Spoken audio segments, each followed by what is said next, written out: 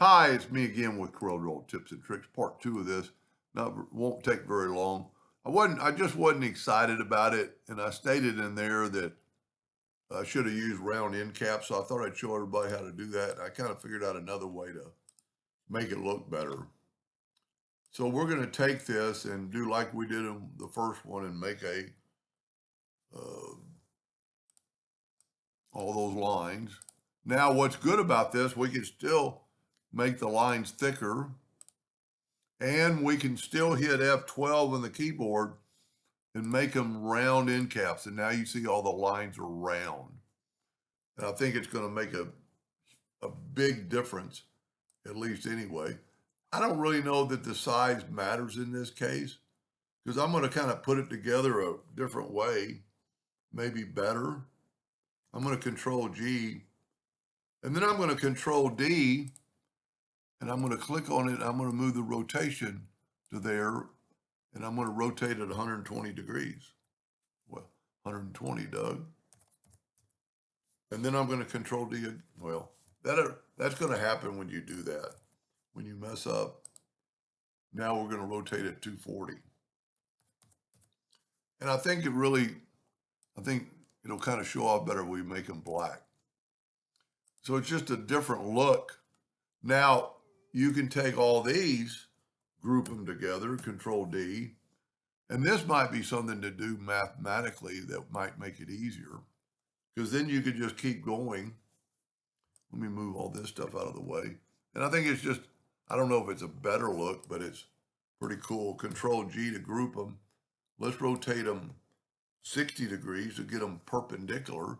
And now we could do it a little easier. I'm going to hit the plus key on the keyboard and go right there, but I'm not going to continue because now I'm going to group this. Let me just get rid of these old ones. Now I'm going to group this together, Control G, Control D. And by doing this, I'm doing two at a time. And I really need to put it like right. Let me see if I can get a node. You need to see, I can see it's not off, or it's off because of the double black line. So just back up. The only thing wrong with this is Control D is not going to do it now. And well, and I'm going to take that away, because if you're going to do that, Control G, Control D, and then grab that node, and if you hit it on the first try, it'll keep Control D. Now I made that line black, which I'm kind of can't take the line away now. You know what? Let's try this. Since it's a hairline, and see, this really looks funny. This looks like a grayed out spot from a distance. And that line is from the being on the page. So let's get it off the page. And of course, you could intersect this later. But look at, I mean, these look like grayed out lines when they're far apart, and some of them really look, it's interesting anyway to me. Go up to Object, Group, and Ungroup All. Let's see if this will not work getting, and that's not, there's nothing wrong with the hairline being there. Well, let's grab that hairline and go up to, I'm pretty sure this will work. Go up to Find and Replace, Find from Selection, and hit Find All, and then hit Delete. See, it deleted just the hairline. So now you got a totally different look. Now, if you wanted to make this a rectangle, Control G to group it all together. Let's work in the center of the page. It always works better. I'm going to hit P, put it in the center of the page. I'm huge. And you can take a rectangle of any size you want. As long as it's showing on top, you can use the intersect tool to intersect just that box. And now you have a square pattern of that. And this is something that you could put into a font. You know, you could, let's just think of, let's do a capital G. And let's use Arial Black.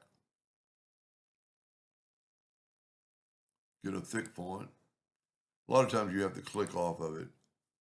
Get the pick tool to click on, and then go Arial Black. And so then we can left click, right click.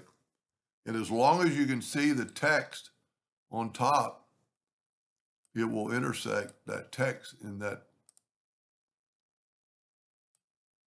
And if you nudge it, don't move it, let's nudge it. If you nudge it out of the way, this isn't a good example. Let's just do it over. Let me set my nudge factor on like 15. And let me get this out of the way. And we intersect it. You always want to nudge this, because if you nudge it and the line doesn't come with it, you can always turn the line black and add to your outline. That'd be a pretty cool text effect. Anyway, hope that gave you an idea or two, and thank you for watching.